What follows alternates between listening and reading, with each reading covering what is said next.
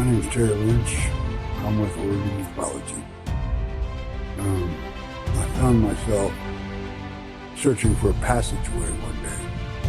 And that passageway leads right across the complete section of the Cascades, which I'm sitting in front of at the moment. On top of my peak. I want to make sure that everybody sees the type of things that we find in the process of research for ufology. I have located a couple that's sitting here on the top of Blind Peak. She's facing south. She's facing north. The Middle, Cascadia Guides, a Let's production, in conjunction with Alien Strand Films.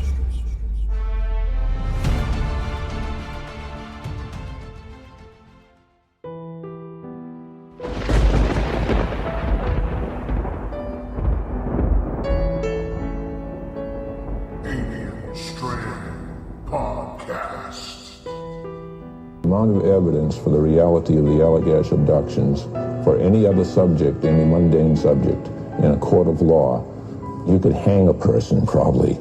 But because of the bizarre nature of the case, that's not going to happen. People aren't going to accept that evidence, although the evidence is there.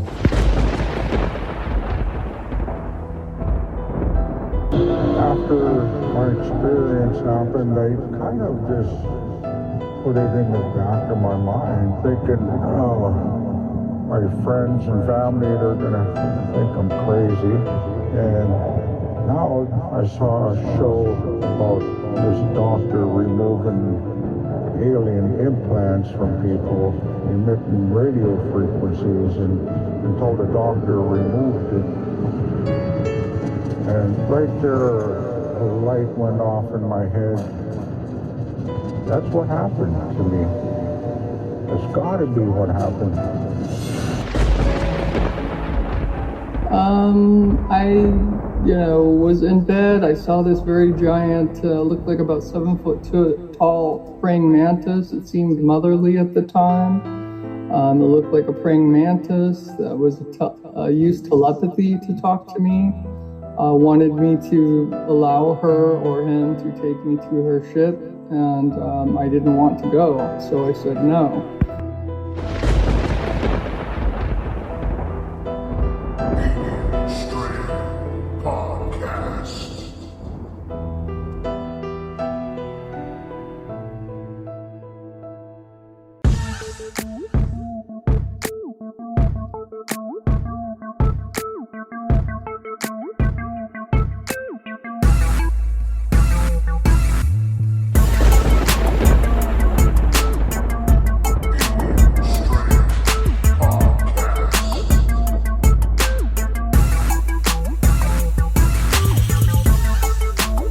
Everybody, welcome to this episode of Alien Strand Extras. Not Alien Strand Podcast, but we are a podcast too, right? So anyway, thank you for being on just kind of chiming in today, right? This is going to be a recorded show, but we're just so used to doing things live all the time, but it's okay. Just don't forget, catch us on 26, 27 platforms all over the place, on iHeartRadio, Spotify. We're on audio, man. Audio. You got to listen to us on audio all over the place. This is, every time we put out a podcast, we get about maybe 2,000 downloads on that podcast. So we know it's doing a great thing. So, today, we're going to have a special guest. Her name is Elizabeth Jeffries. We're going to get her on here shortly, but I just want to thank everybody for being a part of Alien Strand Extras. We couldn't do anything without you. We have a few subscribers already. It's growing.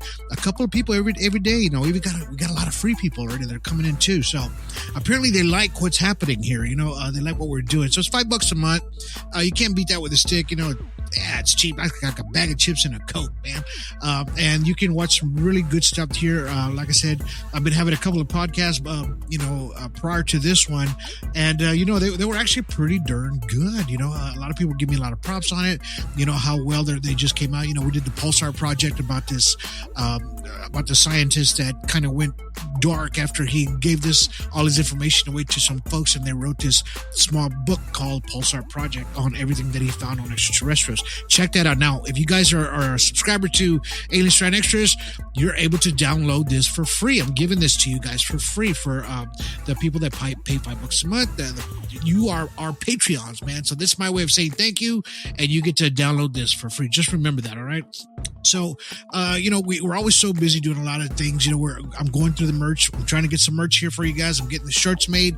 This is going to be free for people that have been, that are paying subscribers, all right? So you get that white shirt there on the left. The coffee mug, that's for a different kind of Patreon. If you want to pay, I think like $5 a month extra for 3 months, you get the coffee cup. Or if you want to pay $10 a month for 3 months, you get that nice Alien Strand, that the middle part 2 shirt. They'll send it to you after 3 months, right? And then they'll stop billing you from there on. Okay. So if you guys have a chance, please join our freaking Patreon, man. You can't beat it. We have such good stuff here. Don't forget, tonight it's called Lights in the Sky with Elizabeth Jeffries. We're going to talk about a lot of things that happened to her out there in Pecos, New Mexico. She's actually one of the people that are on our film, The Middle, our first film, all right? So if you have a chance, stick around, listen to what she has to say tonight. It's going to be a great, great show. Don't forget to catch The Middle, man. You have to catch this film. It's getting ready to go away pretty soon. And we're just, what we're thinking of? We're thinking of putting this on YouTube, man, so you guys that haven't seen it can watch it on YouTube, all right? And we might get that up there pretty soon, so just kind of stick around for that, and I hope you guys are able to catch it. You'll see it on Alien Strand podcast there on YouTube, and you'll see it there on Let's Productions on YouTube as well. All right, but right now, we're still on Amazon Prime, $2.99, can't beat it.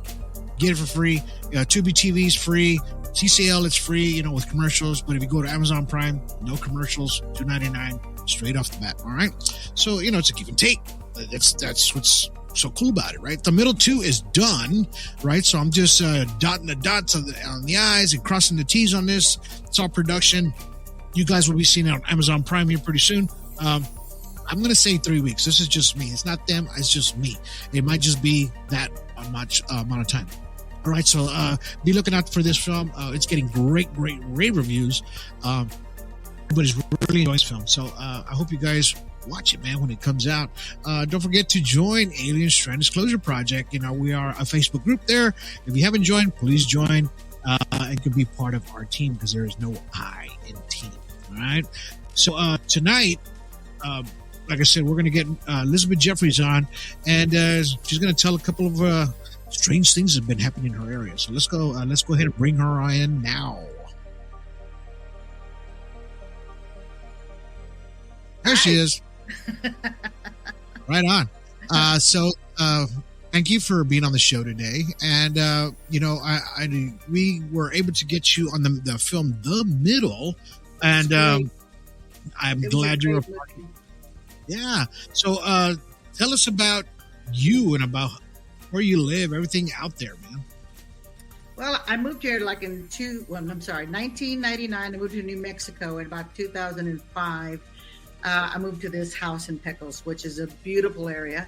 It's actually the National Forest. A lot of folks go camping up there, which I like. It's for free. There's some places that you can pay for, but for the most part, it's kind of like, you're boondocking, just going in the woods there. But it's really nice. We have a lot of animals out here, a lot of elk, deer, bear, some cougars. But at least it's very enjoyable. I love going up to the mountains. It's very refreshing. It's very, it's just beautiful. You can't beat it. It's very pretty. So I love coming up, going up for a ride. And if anybody ever has a chance to visit Pecos, the national park, you should really visit that park. It's absolutely gorgeous. Right on. Yeah, I mean, I've been there a couple of times. I just love it. Every time I go over there, we go straight up there to that mountain over there in Pecos Mountain, and that state park in that area. It's just, we shot some good, nice, pretty drone footage up there when we did the film The Middle. And I know, for people that don't know where Pecos, New Mexico, there is a Pecos, Texas, and there's a Pecos, New Mexico. That's right. So this is over here by Santa Fe, New Mexico. Has anybody ever been by Santa Fe? How far are you from Santa Fe? About 30 minutes. About 30 minutes. Right. And it gets into more like kind of woodsy area towards your area, correct? Which is great because it's not, you don't have a regular residential area. Everybody has their own piece of land, a couple of acres, 3 acres. Up in the mountains, you get even more. So they'll have hundreds of acres up there with just one single home or log cabin. Most of them are log cabins up there, but it's actually very nice. Wow. Do you guys do a lot of camping out there? We do go quite a bit up there, but we've been trying to reach out, branch out to other areas. Red River's very nice. Angel Fire is really pretty up there, especially during the winter as the snow falls. So it's really, it's just a great place to go and visit because you actually get to see a lot of mountains and animals out and about. So I really enjoy it, and we actually really enjoy it. So anytime we get a chance to get away for the weekend, we're gone. I don't blame you, man. I mean, especially that nice weather that you guys have up there. Now, we were able to be on our film, The Middle. That's you right there on the right side. You came out on the later segment of the film, probably by maybe in the 35, 40-minute part of the segment of the film. And because the reason we put you on the film is because you had an incredible story, and we wanted to put it out there because actually yours got a lot of attention on the film after it was done and completed. Everybody that saw it, they were like, wow, yours really stuck out, right? And I know it was kind of like a last bit of thing, a moment when we filmed it, but I'm glad we were able to get you the information that you were able to put out there. Now, I'm going to show a little part of the film, The Middle, where you came out, okay? And then after that, let's just go ahead and start talking about what happened to you out there, okay? So here we go. I'm going to watch, let's go ahead and watch this little part. My name is Elizabeth Jeffries, and I live in Pecos, New Mexico. I did see one event early on when I first moved into the home in 2006. The only reason I remember it because it was right before my anniversary. And I thought it strange. Well, I was asleep and my dog was barking out of control. It woke me up. I was startled. And I went to the front window to see what was going on. And I wasn't sure what was happening. I thought there were kids that were playing out there, maybe in a vehicle, driving around on the grass. I just wasn't sure what was happening. So it was cool outside. It's still cool in April. And I opened the door. And I noticed that all the other dogs in the area were also barking. So at that point, I thought, well, what the heck's going on? So I went outside, and I couldn't figure out why all the dogs were barking. Wow. Yeah, that's great. I love the way that just kind of comes in. I bet you kind of feels a little strange seeing yourself on film like that, right? When you see it on TV. Right. I'm trying to decide whether I want to be a blonde or stay with the red. Right. So let's continue with that. Okay. So the people that are here today that have actually watched the film, but let's dive a little bit deeper into it. Because I know there's some things we probably missed out a little bit on the film that we didn't get to touch base on. Let's talk about those lights. And tell us exactly what happened that day or what. Okay. Well, as I mentioned, my dog Marcus was going crazy, and I just found it odd. But the weirdest part was that I just couldn't. Every dog was howling, and I decided to walk outside, and I noticed that there was lights in the far distance. I mean, because there was no development at that time, so we were one of the few houses on this area, and so I thought, well, I can see the lights, but I'm not sure what it is. So I kept peeking out the window, and because we have these big bay windows, and I kept looking outside and thinking, that doesn't look right. So I walked outside barefooted, I didn't even have my shoes on, but I kept noticing that there was these huge lights that seemed like they were bouncing on the grass. And I thought first it was a helicopter, maybe somebody escaped from the jail. I wasn't sure. We don't have a very big jail here in this little town, but you never know. But as I started looking at it, I thought, well, there's no noise, where's the helicopter? And I kept thinking, so I got a little startled, and I started, thinking, is this a UFO or what is it? So I ran outside, got my shoes, banged on the door to my husband, telling him that I think there's a UFO outside, and he was taking a shower, and I ran back out, put my slippers on, and ran to the outside of the front of the house. And as I was watching it, and the strangest thing was that It's like I told people, it was an oval circle. It just looked like these humongous beams of light, and they were bouncing perfectly in these huge circles where you can just look like daytime. And they just kept bouncing, and they just kept bouncing, and it was just like that. And I thought, what the heck are they looking for? And I kept looking up, thinking, okay, I'm bound to see a craft, I'm bound to see something, but there was nothing. And the funny part about it is that we have a beautiful sky here. It's like being in an auditorium somewhere or a planetarium where you get to see all these gorgeous stars, because it just seems like you could just touch them. And I didn't see anything that night, but I could definitely see these lights, bouncing up and down. So as I started to get closer to the end of the street, across the street, and the beam of light was just right there in front of me. And I looked at it and I thought to myself, do I want to walk into the light? Because I wasn't sure. It was a little scary to think the what ifs, because, you do hear that sometimes these guys could be good or bad. And I didn't want to find out which one it was. I don't blame you. Now, when let's talk about the detail about the light, if you can remember. Now, I know this was some time ago, but when the light was coming down in front of you, did it look like it was luminescence? Like, did it look like a laser kind of, or just look like a spotlight? I didn't even see a beam coming down. All I could see was the lights, and and that's what startled me. It almost reminded me like a flashlight. You know how you turn off and on a flashlight? That's what it looked like, but I couldn't exactly see what was going up, if it was going up into the sky, if it was coming down. I almost thought at one point it was maybe coming from the ground, because I just didn't know where it was coming from. That was the strangest part. And I was pretty startled about it, to be honest. Right. Now, what I know when this was happening, did you hear any kind of noise, anything like that? Nothing at all. Nothing that I could say. That's why I kept thinking it was a helicopter at first, but then I kept waiting for the propellers or something that I could hear, and nothing ever. There was never any sound, and so as I kept approaching closer and closer to that circle, I kept thinking I could see every blade of grass. It looked like daylight, and I'm thinking, geez, they must be looking for something, but I just didn't know what. And I was excited. I was really excited, but I was really nervous at the same time. Right. So I just didn't know what to do at that point. But other than just step back a little bit and just look at it. How long did the event last for? I don't think it was longer than, I'm going to say 10 or 15 minutes, because I just kept staring at it, and I didn't know whether or not if something was going to happen. I was waiting for something to happen. I guess I was waiting to see if something was going to if I was going to actually see something other than the lights. But that was exciting all by itself, because like I said, the dogs did not stop barking or yelling. As a matter of fact, my dog just walked in the doors making a little click clack. So I have to excuse my husband for bringing in the dog. It's okay.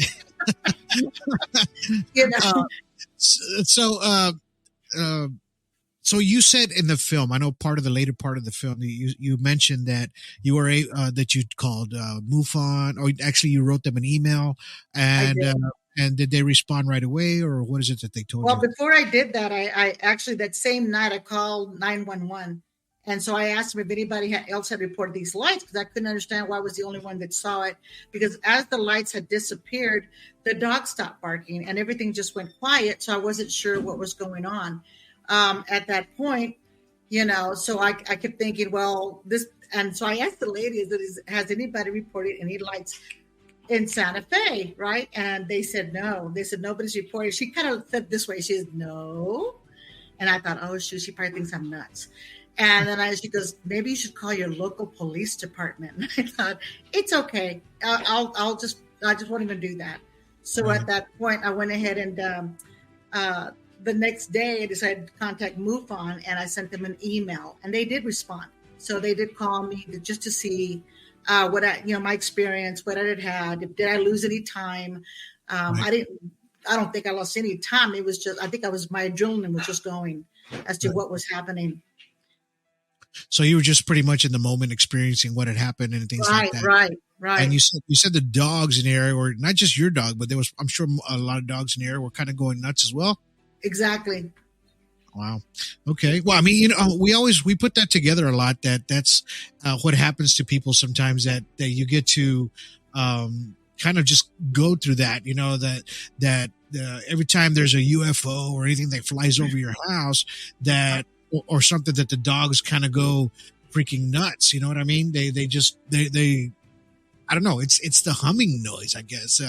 What Terry Lynch, what he describes as the D-sharp hypothesis that he has. It's, in other words, it's a low frequency that it's inaudible to us to hear, but it's like for the dogs, it just kind of drives them nuts. You kind of agree with that?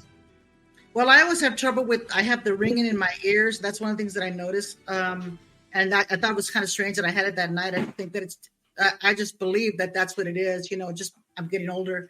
So I'm hearing those little squeaks and so forth in my ears, where it's like a high pitch, it's almost like you can hear it. And so you're not sure what to do about it. But it's very strange that it happened that way. And it was, like I said, it was exciting, nevertheless, and I just couldn't believe it. Nobody came outside to see what was going on. Nobody. And it was, there's like I guess about 10 houses out here. And I thought, gosh, nobody came outside. I was the only one that saw this. Well, I know that you have a neighbor down the street, and you said that you guys talked one time. And what's the story that she told you, that she saw like the sky blacked out or something like that? Yes. Well, I mentioned to her what had happened to me one night. And so I asked her basically, that if she had ever had any kind of experiences like that, did she ever notice any kind of strange noises, or seen anything? And she goes, that's funny you said that. She says, because my neighbor next door, she says that she sees crafts all the time coming above her house, and that she actually gets a little scared about it. So because she gets so scared, she tries to she puts her little saints out, because she gets really spooked about it. But then she can actually see where the stars go out, and all she sees is a craft hovering above her home. Right. So maybe it's someone that maybe she's connected somehow, some way. I'm not sure. But it was and this is what I talked about with Nancy Timms on one of my podcasts I did about a couple of weeks ago. We talked about being a contactee, and we talk about being an abductee. Hers is she's a contactee. In other words, she gets to talk with them through the interdimensions. They pick her up and they take her. They can bring her back, things like that, without any kind of repercussions. They don't hurt her or anything like that, right? So your neighbor, she hasn't told you anything like bad about anything like that, right? No, she didn't have any experiences like that. But apparently, even my neighbor, she said her husband has had experiences up in his cabin. So he's got a cabin where he goes hunting, and he's had a couple of strange little happenings where they think they saw a craft, but right. They've been here longer than I have, so they obviously feel like that they've seen stuff, way before I ever even moved in. So apparently there's some kind of connection up here. I'm not sure what. Maybe it's the mountains get so high. I'm not sure, but something. Yeah, and I brought that to the film. Like the mountains have some kind of connection with these UFO crafts. Terry brings it up too in the film with the geoglyphs up there. We talk about how the extraterrestrial craft fly over that geoglyph a lot, and he was catching a lot of crafts up there, UFO craft, right? So, and you're about what, 6,000 feet above sea level, maybe 6,500? Something like that, yeah. Right. I just got corrected by my husband. 69. 69. Okay. 1,600. Well, that's a pretty good height up there. And we've talked about like hives and things like that. Like maybe they're these things you can't see them, but they're going into the damn mountains. We've seen videos of them into volcanoes where they're coming in and out of freaking volcanoes. Now it's a possibility you guys are a hotspot, man, for some reason.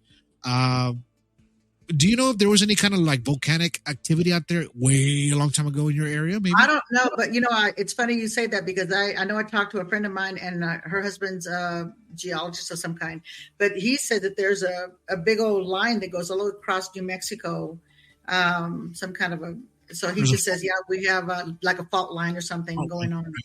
And wow. But you do see volcanic once you start heading out like to Farmington, grants out that way. I mean, you start seeing the black rocks and the petrified wood or rocks, whatever's out there. Right. But there's definitely something over there. But as you know, Dulce also has some strange happenings over there.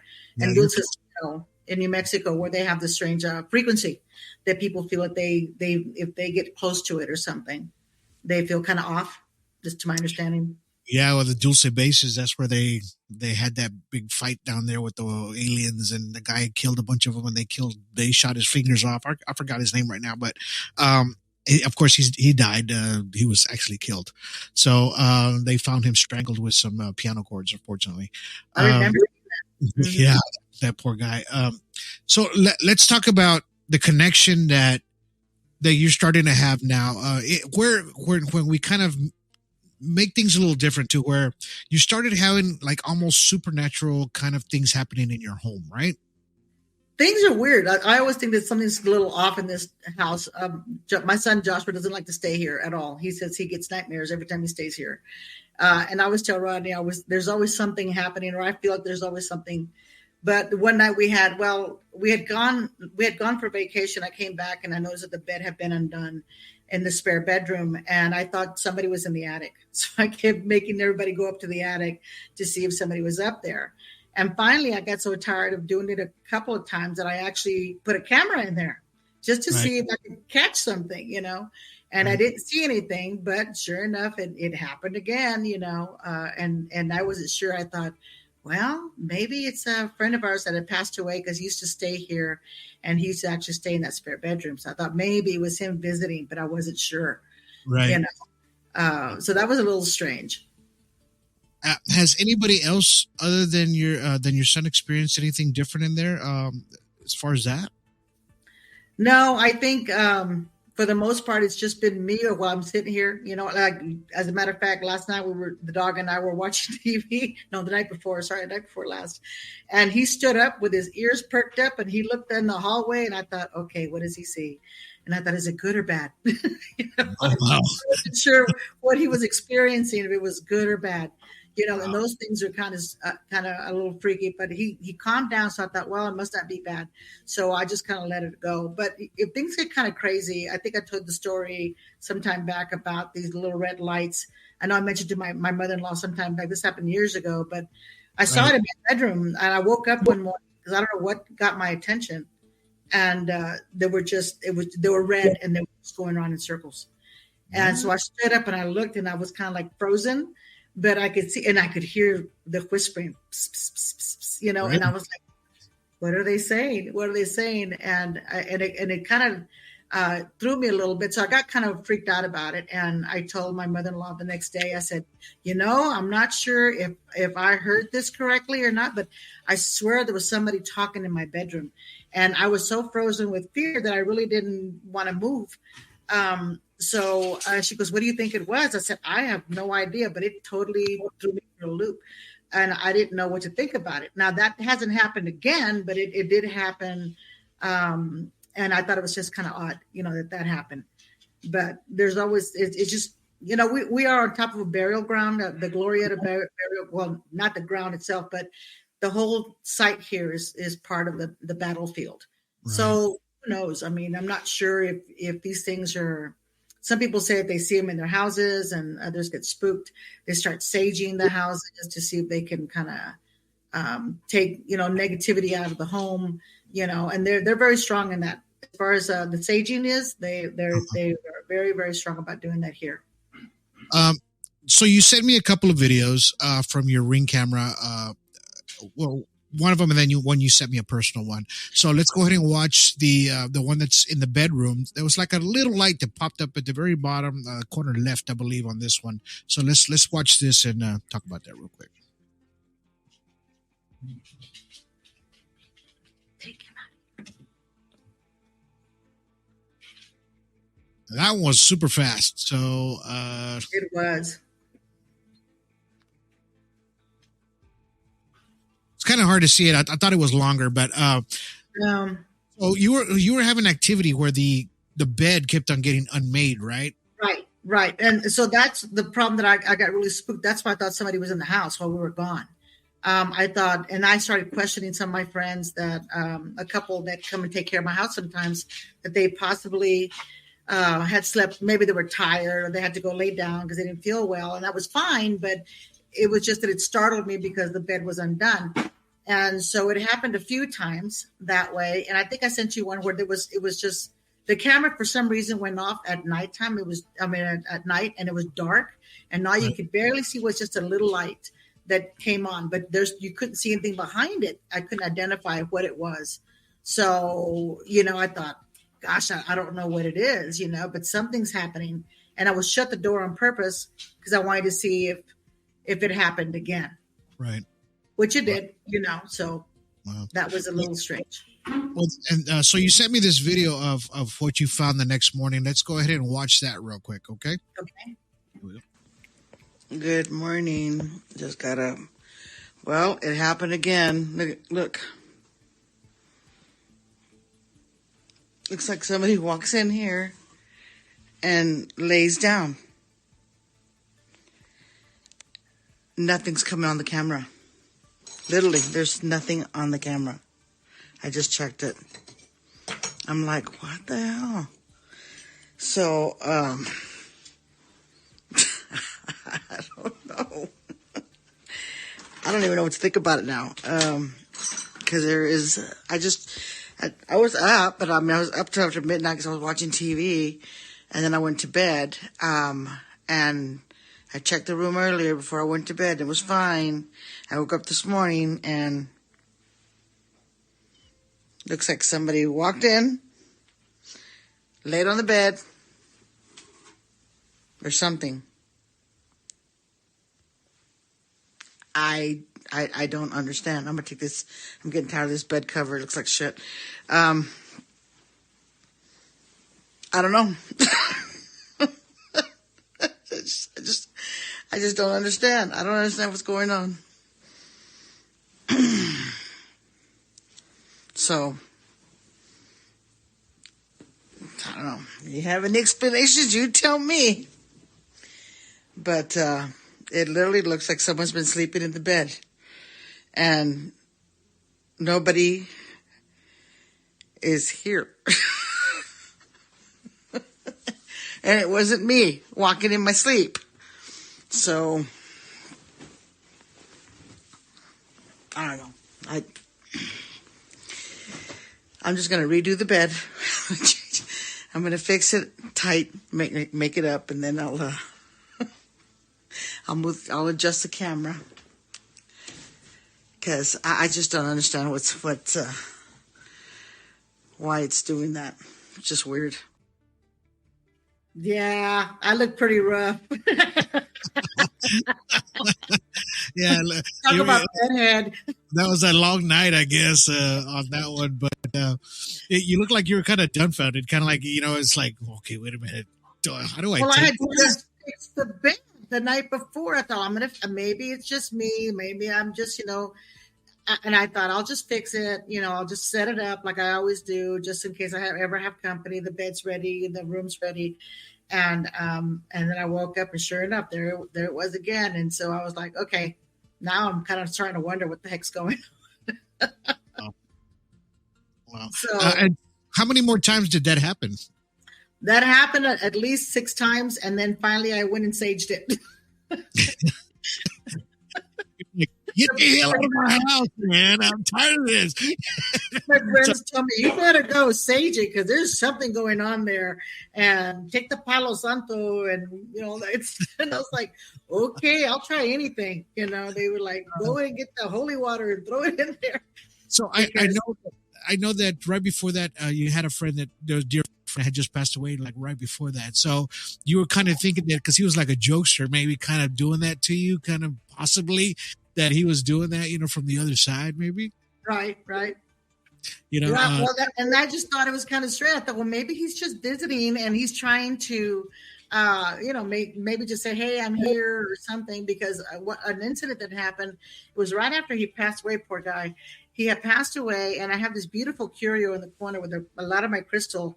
And my granddaughter, I had just dropped my granddaughter off, and and I wasn't feeling very well. I wanted to come home, but I had a gut feeling.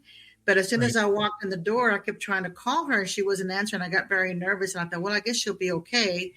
And as soon as I said that, the whole blind came down, and it crashed, and it broke one of my glass windows on the glass on the curio, and it and it startled me. And so I told my husband, I said, go check on Melina, make sure she's okay. And sure enough, she had just lost her pet. I guess her pet had passed away. And I guess maybe he was trying to get my attention and tell me, hey, you need to go check on Melina because there's something wrong. But yeah, someone's always trying to get my attention, I think, at some point. But that was kind of freaky. Well, do you think that you have some kind of I don't know, maybe like your aura is sort of like grounded to where they have a way to get to, in other words, to reach out to you. In other words, to kind of contact you in a sense to somebody else. Yeah, they said I'm a conduit. That I attract. I may attract spirits. But it was funny because the house that I was living back in Texas had when my kids were little, they were watching. Joshua had a little Nintendo, and him and his friend were playing in the living room, and they were always playing. So I saw that I could see that the machine was still playing. And I told Joshua, I said, why are you playing the Nintendo? And he goes, we're not. We're playing over here. I said, well, it's playing by itself. And I said, well, whoever's here, I guess it's a ghost. They want to play Nintendo. And we thought that was kind of funny. But I used to I had a girlfriend of mine that used to come over all the time. And every time she'd say, are the ghosts okay? Because the doors I don't think they liked her. So doors would slam. Until she was there, it would slam or something. I mean, all of a sudden you just hear this wham, and she'd run out the door because she thought maybe they didn't like her. Or, if I was, because I worked 2 or 3 jobs at the time, if I was running late to take the kids to school, I would fill my waterbed like somebody was moving it up and down. And I would say, I'm awake. And I would get up to take the kids to school, And I thought, okay, it's a good ghost. Right. Wow. That's okay. I don't mind those. Those are okay. So probably now where you live there in Pecos, you probably carry like maybe a bushel of sage. Right. keep the cleansed, all the time. Right. I do have 3 of those, and then I have a girlfriend that brings me some periodically. But I noticed, like in my bedroom, I had the ringer. I just wanted to see if I could catch anything, and I noticed I would move it all parts of the room and everything was fine, but I stuck it on one corner of the room and you could see stuff just shooting up in it. It almost looked like little bugs just shooting straight up in the air, but a lot of them, like choo. And I thought, oh, maybe that's a doorway. But as long as it's me alone, I'm okay. Yeah, and then plus you have a lot of history there, right in that area. Like there was like battles and war. Yeah. Yep. They always have the reenactment. Oh my gosh, I can't even talk. So they have it here, and it's pretty interesting. But yeah, they have there's a lot of activity here, and it's not just me. I talked to some because I'm pretty close to some of my friends down here, and I asked them about it. I'm like, hey, do you guys ever have any like things move around, or like the door hit, or something slide over, dishes fall? They're like, sometimes, but not a lot. I said, well, my house has a lot. And I don't know why, but it's okay. It's like I said, as long as they don't put me in a position to where I have to call somebody to help me with poltergeist or something, we're okay. I believe that. I believe that 100%. Because I mean, you send me sage all the darn time, because I have to do it here at home too. Not just because it's just some creepy stuff happens here in this house too. Now, we just found out. Now, I've never told anybody this, but we just found out from this. We have a neighbor across the street. I just met him maybe a month ago, and he's like the Mrs. Kravitz of the neighborhood. So he's been here for like 30 years. So he knows everybody that's been up and down this block, like moved in, moved out. He knows the whole stories of what happened to everybody, divorce, whatever. Anyway, so he goes, hey man, so how you liking your house? We've been here going on 2 years. I said, it's nice. We like it. We enjoy it here. He goes, yeah. I'm like, oh, what do you mean? Yeah. He was like, well, did anybody tell you about what happened there? And I was like, no, why? He's like, well, there was a man that lived there. He was a retired postal worker. He hurt himself at work, and he said he was trying to milk his what do you call that, disability, or this thing that they get from labor, workforce solutions. The work, right? Because he liked to drink. He said, man, he liked to drink. He was a drinker. I was like, oh, okay. He goes, so he milked it, man, for about 6 months, 8 months. And finally, they got an investigator out there, and they caught him outside cutting down trees, and they took it away from him. And then once they took his money away from him, and then he lost his job at the post office, they go, one night we just saw the ambulances there at your house before you lived there. I was like, okay, well, what happened? He goes, the guy shot himself. I was like, what? He goes, yeah, man. He goes, he shot. And as soon as he said that, I said, I knew it. I went like that. I told him, he goes, what do you mean? I go, dude, in my office, there's a couple of big red blot spots there, huge, but they're like a dark color. And when we got this house, I told Kelly, I said, hey, honey, I said, that looks like blood, man. She goes, probably the dog spilled something there, maybe some juice, whatever. Oh, that looks like blood. And it's kind of weird. Check this out. Like right before I talked to that neighbor across the street, like maybe the day before, I moved one of my pieces that I have on this other side. I moved it out of the way, and I saw that same color of blood there on that side too. And I was like, man, that looks like blood, man. And lo and behold, the neighbor starts telling me the story. Now, the guy didn't kill himself. He shot himself like right here, and it went through and it came out on the side of his cheek. But it shot out blood everywhere and everything. And he lived. But sometimes when people are in a dark place, like these dark spirits or dark things kind of attach themselves in a sense. And I felt that every time we were here, or every time I worked up here, sometimes I would feel like something touching my shoulder or whatever. I don't know if you see some podcasts where I'm like turning, I'm looking because I think something's there, right? But I feel like the natives had it right the whole time, correct? Mm-hmm. Mm-hmm. They've always had it, and let me tell you something else. Well, we've got the prison. So we had one of the worst prison breakouts. Well, there was a fight and the whole thing happened here in New Mexico, but the inmates actually burned people, and you can actually see the spot where they actually burned the actual person on the ground.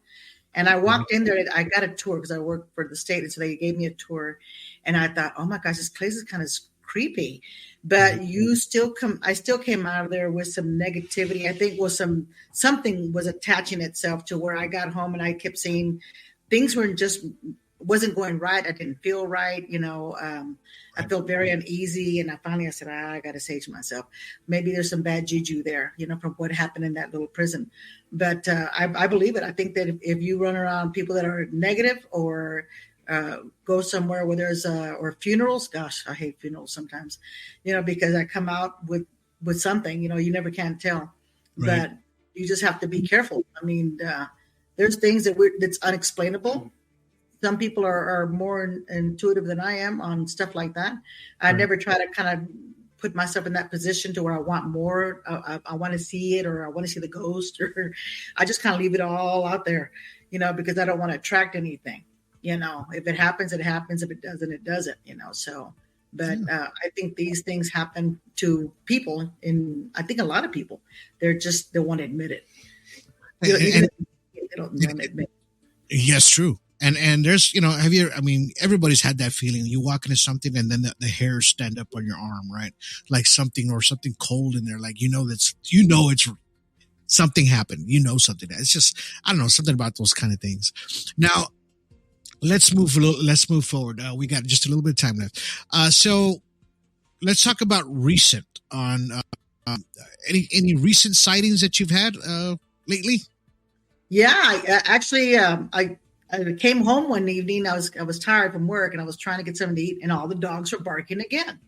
They were going crazy, and I'm like, so I ignored them at first and took off my tennis shoes and decided I was just going to put my flip-flops, and the dogs were still going crazy. My dog wanted to go outside, so I didn't know what was going on, and so I finally went outside. I'm like, I'm going to go see what's going on. And so I looked up, and I could see the Big Dipper, and I've never seen it this bright. It was like somebody had literally charged all of these stars that actually make that L, right? And they were just bright. I thought, wow, I've never seen it like that. But then I don't know why, but I turned to the left, towards my vehicle, and I looked up and I saw this ball. And it was illuminating. It was doing this thing. And I was like, wow, what is that? And it was moving just very, very, very, very slow. But you could see the light just going like this. And I kept thinking, that's so bizarre. So of course I shot up Marco Polo, and I actually said it to you because I was like, this is weird. What is that? Because it didn't go anywhere. And all the other little stars seemed like they were like nothing compared to this big ball that was out there. Wow. And it's strange that you did that, because when I got it, I was like, I didn't see it right away until you sent me the text. Go, hey, look, open your Marco Polo, right? A lot of people will send me stuff that's happening in real time, and I don't think sometimes. I'm so tired, or I'm in bed, I don't look, and then a lot of people send me these things. So let's go ahead and watch what we end up recording that, and let's watch what you sent me, and let's see what. Let's talk about that. Here we go. Donald, I wish you could see there's just a big old white light in the sky, and it's moving. Can you see that? I don't know what that is. All the lights were flickering on the all the stars, but that's when it's been moving. It's a trip. It's just got like a white glow around it. Oh, and it's fading out. It's completely almost faded out. Oh shit. That is bizarre. It's almost gone. Oh, I can't see it now. Holy shit. That was weird. Well, I don't know. Hopefully you can take a copy of this. Yep. It's when you see stuff like that, you're thinking, I wish I had a better camera, because that footage does not give it justice at all, compared to what I was seeing. I brightened it up just a little bit so we can kind of see the thing, what you were seeing. But if you notice, close to the middle of the end of your video, you could see a little light blinking right here, and another one blinked over here. I did see that. I thought that was strange. I thought, oh, look, there's little lights on there. So, but and then my girlfriend at work, which is really excited about the show as well, and her sister saw something like that just 3 weeks after I saw it, and she took the video the same way. And hers was almost just like that. It was strange. Well, we have her video. Let's. What's her name? I mean, just her first name. Oh gosh, Patricia. Well, my girlfriend's name is Marilyn. Okay. Marilyn Martinez, but I think her name was Patricia, but her sister. Okay. Well, we'll go ahead and show her footage here real quick. Oh, Pamela. Okay. So here's. Okay. Here's Pamela's footage. Let's check it out. I don't know. But it looks like it's in the clouds. I mean, I could see like a star there and a star there. Maybe now that it's...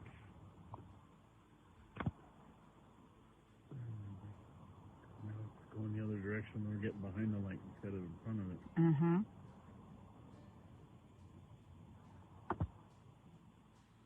They don't have their lights on.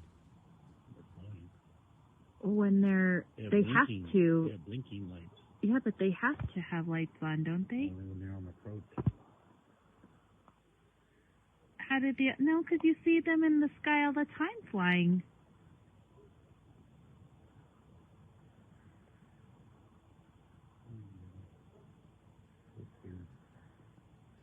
I don't know, just going into...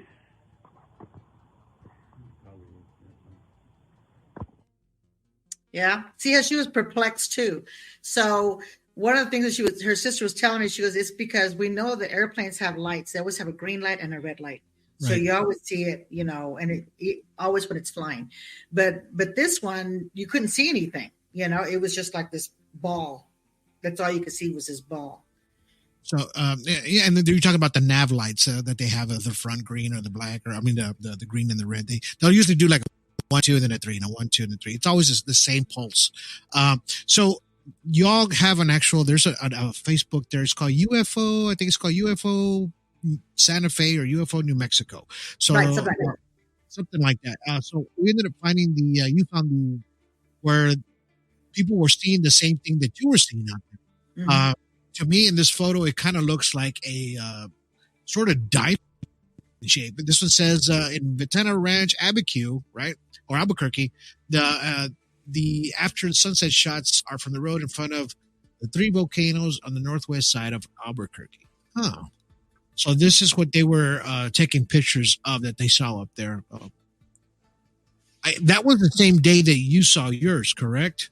Right. And it's over there by the petroglyphs. So there's a bunch of petroglyphs on that side. Right. There's a bunch out there. And that's where I think people were spotting this. But it's interesting that it looks like almost like a diamond. It does. It almost looks like a diamond. As a matter of fact, the petroglyphs right there, we ended up we shot those when we shot your footage up there. We went up there to Albuquerque and we shot all the petroglyphs that we got. A lot of them that were on our film, the middle, from that part as well. But has anybody reported seeing anything else other than this? I mean, since then?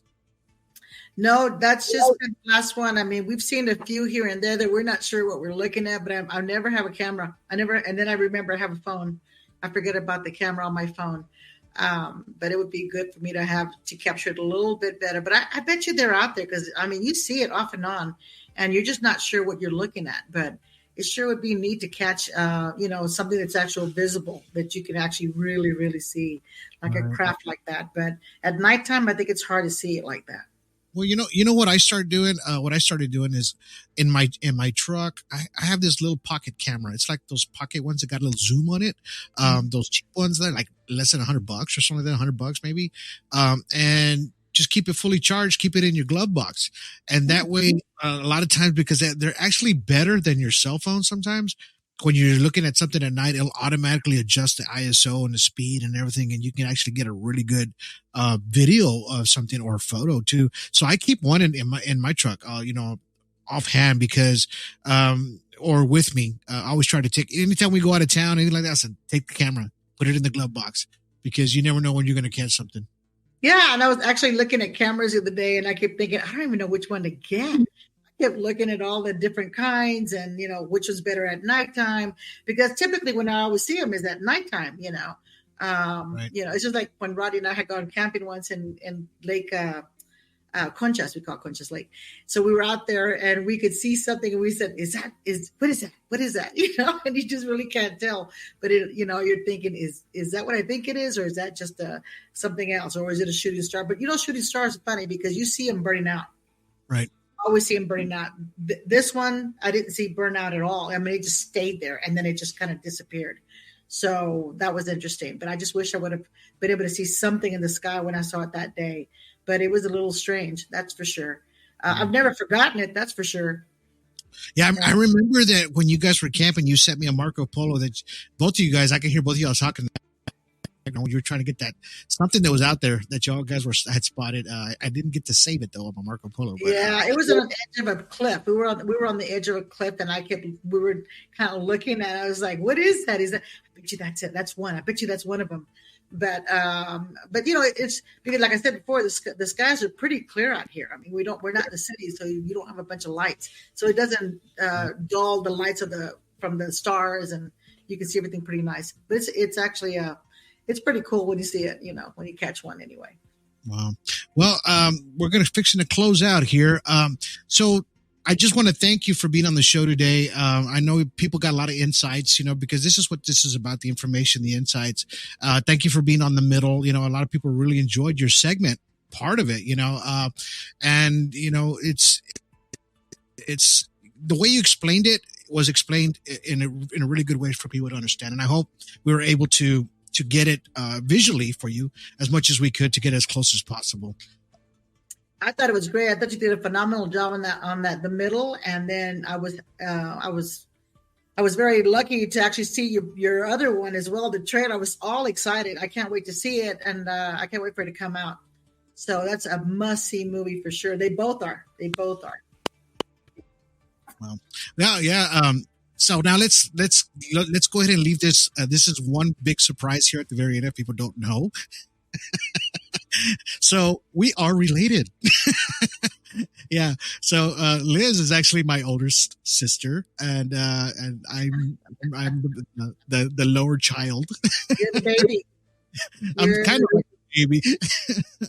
So if you guys didn't know that, and the reason I got her on the film, not just because she's my sister or anything like that, but I want you guys to understand that she told me this story long before I became a filmmaker. She told me long before I decided to do a podcast, and she told me these stories because I lived up there 10 years ago, maybe.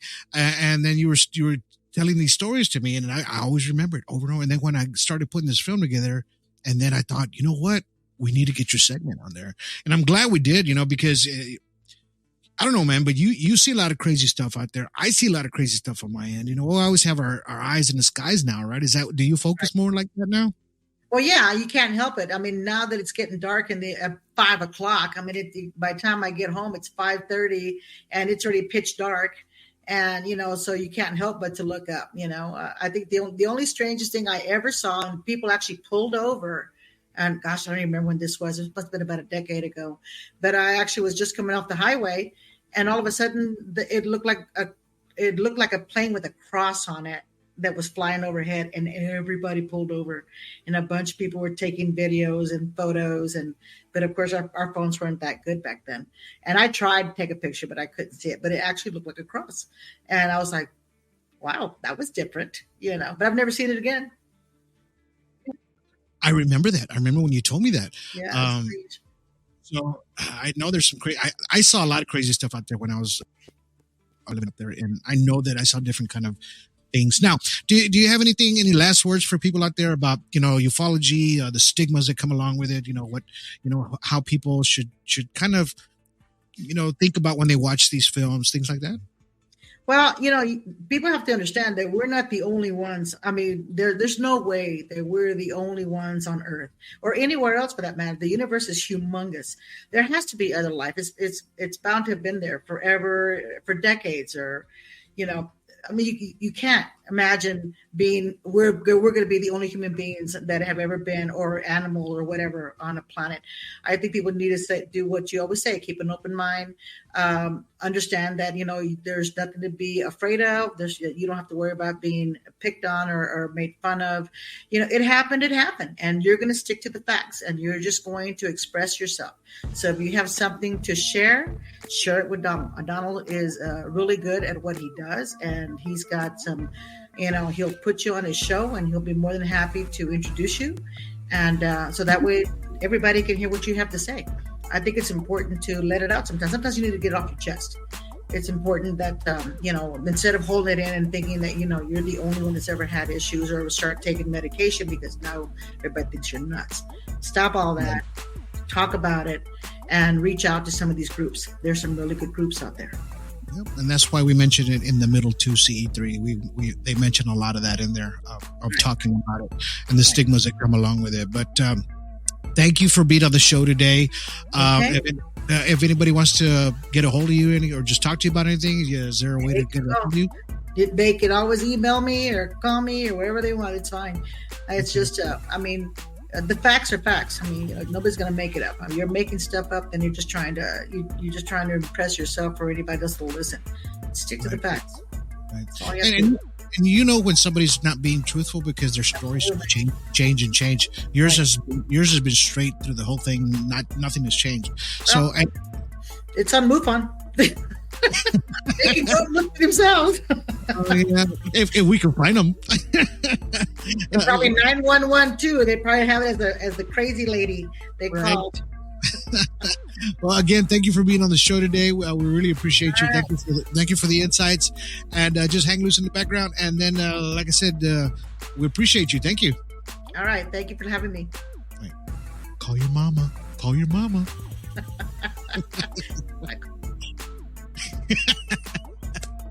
I just had to throw that in there. Anyway, thank you guys for listening to today's extras. We always have a good time every time I talk to my sister. I just love her to death. And she supports me 100%. I support her 100%. Everything that we do it all together. We do it as a family. Even with the alien stuff, the alien strand, the supernatural, everything, we all stick together and we do everything together. And because she knows with everything that we're doing that we're trying to help people, as well as her story today is going to help people as well. So that's the best way to kind of explain it, right? So thank you for being today, just watching Alien Strand Extras. It was great. You got to get more deeper insights on what happened to her and what's happened to her afterwards. This is a great thing about the extras here on Patreon and what you pay for, because you get what you pay for, man. Other people ain't going to hear these stories. You guys are. Thank you. I really appreciate you for just being a part of it, man, and just contributing to Alien Strand Extras. $5 a month. You can't beat that with a stick, and it helps us go along the way, and it helps us help other folks as well. All right? But until then, you guys have yourselves a good day. Have yourselves good evening. Have yourselves